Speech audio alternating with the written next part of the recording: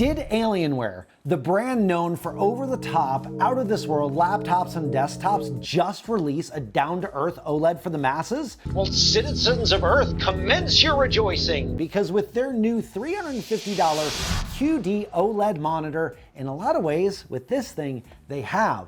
But before we declare this a new era of visual enlightenment, there are some redacted things that we need to talk about. And we're gonna probe this one a little bit deeper to get to the truth right here, right now on Robeytech, and suddenly I regret writing that line.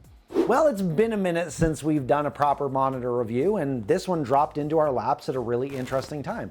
I'm in town, and Robey's got me hooked on OLED, so any chance I can get to see a new one, I will take it. We're going to be checking out this guy here today, the Alienware AW2726DM gaming monitor. Some basics right up front that you should know, and we already mentioned this up front, this is a QD-OLED panel.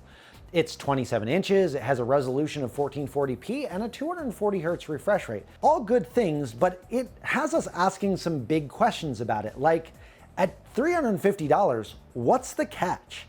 Is Dell hiding something here, or is this exactly what it looks like, the everyman's OLED? Before our tinfoil hats get too tight, we do want to say thank you to Dell for sending over this monitor for review. And yes, for your sake and my sanity, we'll be calling the AW2726DM the monitor for the rest of the review. Let's start with that $350 price, because at the time of this video, the monitor was one of the least expensive OLEDs on the market. When we compare it to other 27-inch OLEDs, we've seen the MAG272QP-X24, yes, that is the real name, from MSI for around the monitor's price, but largely, we've seen it land around the $400 mark at major retailers. However, if you're looking for the price of OLED entry into Asus's Republic of Gamers, that was closer to $430 if you can find this monitor on sale. So the big question that I have when I see those price differences is, what are you losing, if anything, by spending less? And even if you are losing something, does that even matter for most users? Let's actually walk through the setup process, and then we'll dive into specs and features. Okay, so we pulled everything from the box, brought it to the bench. So let's talk about what your money gets you for that $350. I want to start with the cables, what it comes with here. So we do have a DisplayPort cable and an HDMI cable that do come with the monitor. There's no real markings on these as far as what types of HDMI or DisplayPort cables that we have here. But what I will say is that we plug both of them into the monitor. They both perform as advertised, so that is a good thing.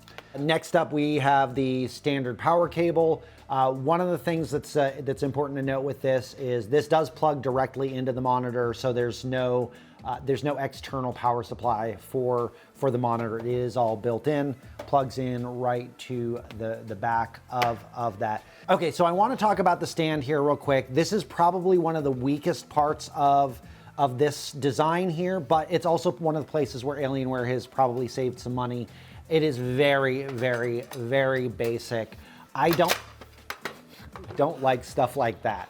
Okay, so as you can see, it does rotate here when you have it together. It is the standard, screw the thing in, finger tight, but you have to make sure that the D-ring is all the way down flush with the monitor base. Otherwise, you're gonna have some problems there with the rotation. But the monitor does have a VESA 100 mount, so if you wanted to use a monitor arm with this, that you could, or you could order another stand if you don't like this one. So as far as the panel design goes, the design itself is super basic. It does have the Alienware branding on here, but no RGB, and I am actually okay with that on a monitor.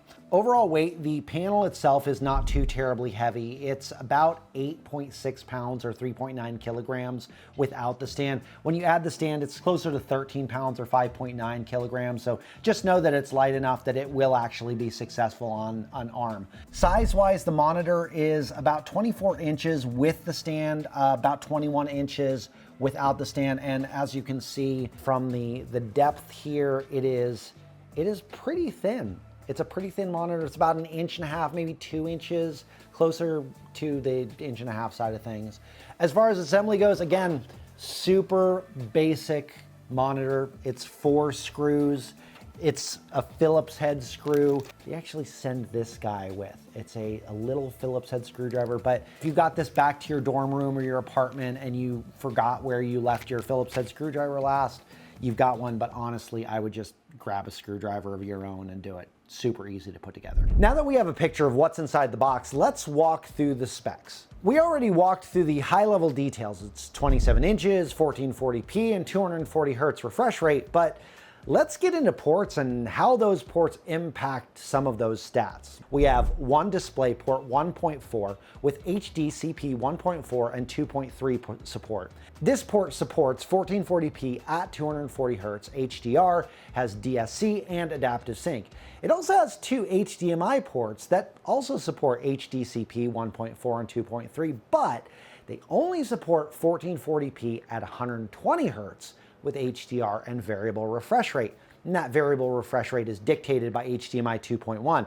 There are two sides to this. On one side, you have to use DisplayPort to get the full refresh rate out of this monitor. But then on the other side, you also have HDMI ports that support variable refresh rate for consoles. And speaking of variable refresh rate, the monitor is certified for FreeSync Premium Pro and VESA Adaptive Sync 240. As for other specs, the monitor covers 99% of the DCI-P3 color gamut, it has 1.5 million to 1 contrast ratio, and an HDR brightness of 400 nits. And yes, that is low for a newer OLED, but experientially, it's not as bad as it sounds on paper. Gaming on the monitor was actually great for a $350 monitor. Now, coming from using the Asus ROG Swift PG32 UCDP, which you can see the review of here, the monitor reads as a bit more dim. That said, I had moments playing games like Halo, Campaign Evolved, and Destiny 2 where I had to take a step back and applaud Alienware for providing a solid depth of color at this price point. I did notice that in some places the colors read a little bit warm, and I think I noticed that a bit more while playing games like Sea of Stars, which I'm probably more familiar with that game than I should be.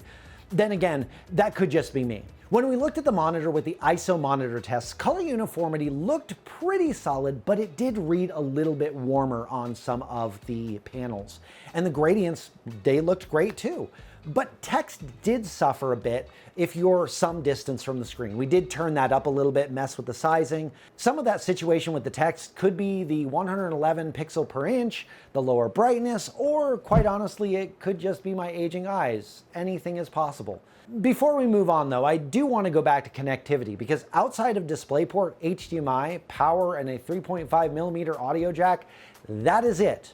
No USB, no KVMs, no extras. So if you're looking at some of those things you might be missing out on with a more expensive monitor, this is one of those areas that Alienware trades some functionality for a reduced price. But overall, this monitor is super basic. Since we're on the topic of basic, let's talk about the controls on the monitor. Those are pretty basic too. Everything is controlled via the on-screen display, via the little knobby on the back, so nothing too fancy to call out here. Alienware does give you a few visual presets for different genres of games, but those options disable when you activate HDR on Windows or whatever device you have it plugged into. The monitor will gray out the options, so you can't change them, but it does give you a pop-up to let you know that, hey, if you want to change this, go ahead and disable HDR. Now, if you've watched our other monitor videos, especially on OLEDs, you might be asking, well, what about warranty? That's a great question, and it's something that you should know about. Out of the gate, the monitor comes with a 3-year warranty that covers OLED burn-in as well as sub-pixel defects, and we're going to throw the website up on the screen for that. And if the monitor needs to be replaced, Dell's included Advanced Exchange service provides 1 to 3 business day shipping for the replacement after it's identified that it needs to be replaced. But if you need more peace of mind, Alienware does offer a 3-year advanced care option for around $31 that offers 24-hour tech support from Alienware trained technicians. We've said this before, but it does feel weird to have a second tier of support for a monitor, but that might be a value add to you if you're someone who needs 24-hour support. Outside of warranty, the monitor does have a pixel refresh feature, which can help keep your OLED healthy, in case you are worried about burn-in. The monitor also has a graphite sheet that helps dissipate heat, which is also good to help your OLED in the long term. Okay, we've shared a lot of information about the monitor and sprinkled in some of our experiences along the way, but now we have to ask the big question. Is the Alienware AW2726DM worthy of becoming your next gaming monitor? Right up front, I'll tell you that this is not the most amazing OLED that I've ever seen. And I've seen quite a few, including ones from Alienware that, pun intended and joke already told, are out of this world. But this one is entirely different.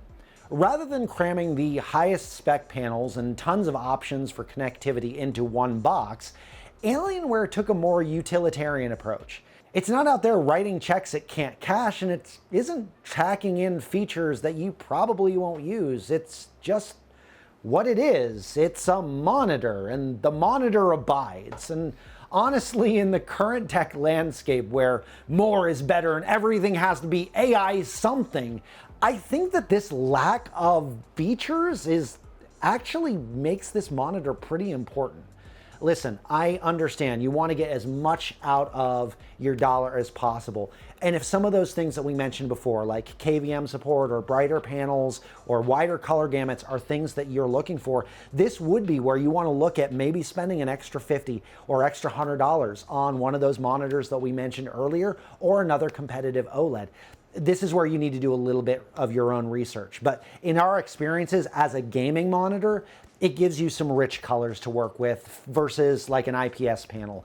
And it comes in at a competitive price. As a daily driver, it does well with consuming digital media. And while I had to personally adjust some of the text size for my eyes, the experience of working on it wasn't bad.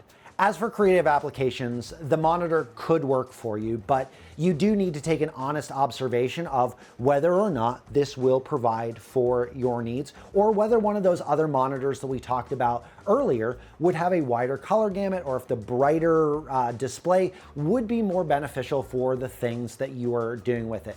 When it comes to things like color correction, spending a little bit more to get a more color accurate display may be the thing that's in the cards for you. But at the end of the day, this monitor has one job: to be a monitor. And overall, it does it really well. And with that, we're gonna wrap up our thoughts on the Alienware AW2726DM QD-OLED monitor. But as always, we wanna know what you think. What do you think of Alienware's entry-level OLED? If you have this monitor, what were some things that you wish you knew before getting it? And with a price of $350, did Alienware nail the balance between budget and stripped back? Let us know down in the comments below. And while you're down there, if you liked this video or you learned something from it, we'd love it if you'd hit those like, subscribe, and notification bell buttons. We have a lot more content like this coming here at Robeytech, Robeytech Live, and all over your favorite social media platforms. And hey, if you have a question or you want to talk about this video, hop into the Discord over at discord.gg/Robeytech. Thanks for watching, and I look forward to seeing you in the next one.